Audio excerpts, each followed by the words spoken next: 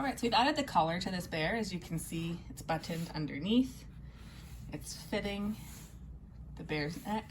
And I have a few more pieces I want to show you that we could play with for this bear. If your shirt had a pocket, I would recommend just cutting right along that pocket edge on the shirt. Then you could pin it in place here and hand sew it on if you would like to. The shirt I'm working with did not have a pocket, so I don't have that option to show you. These are the shirt tabs that were on the sleeves. One option that you could do with this would be to pin it in place just right here on the leg if you like that look of that extra detail. And then I would recommend trimming about a 1/4 inch past where the seam is, and then just fold that extra little bit of fabric up. And I would whip stitch all the way around this whole shape. So here, up the side, angle, top, back to the bottom, to attach it if you like the look of that extra detail. And you could put the other one on the other front side if you liked. There are also these shirt cuffs that I cut off just directly along the edge of where they attach to the shirt. What you would do with these would be similar to the collar. If you like the look of the cuff, first I would just kind of pin it on to see if you like how it looks.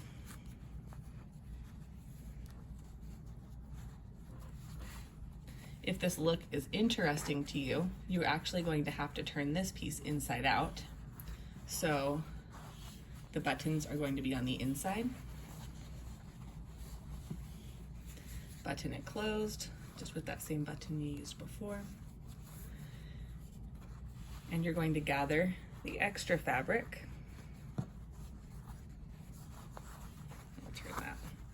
You're going to gather the extra fabric to tighten it up, just like we did with the collar. And you would get some pins, pin right along here. Again, not so much that it's squeezing, just enough that it's tight and fits well.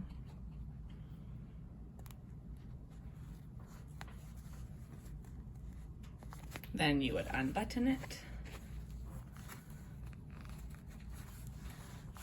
Run this seam through your sewing machine. As you can see, instead of the button being on the outside for this, it's on the inside. You want right sides together.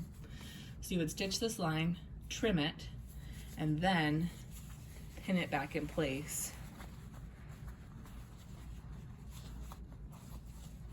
Right on this leg.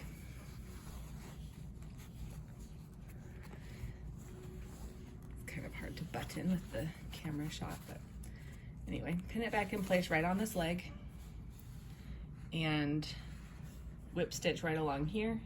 And if you would like, you could do it along the bottom or leave that bottom seam loose. You could also turn it so that this button join faces more toward the outside. So those are two kind of cuff details you can add to your bear.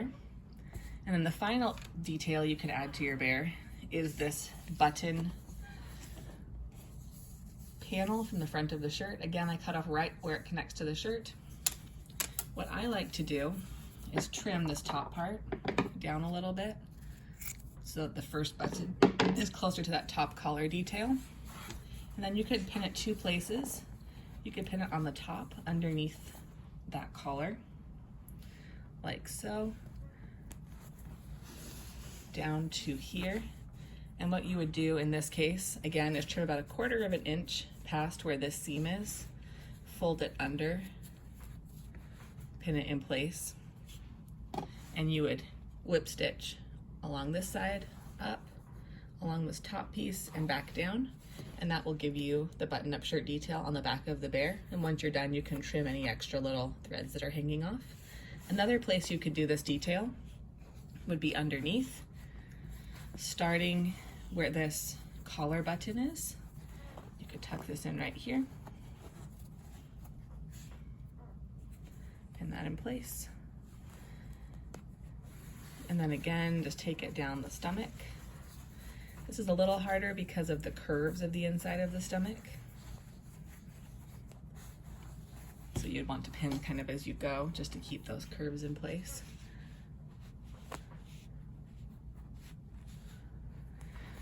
And you take it all the way up to the tail seam, or you can end it right here, kind of wherever you want it to end, just cut about a 1/4 inch more so you can fold it under, pin in place, and then again you would whip stitch around this part, up this whole side, up here, down this whole side again to attach it.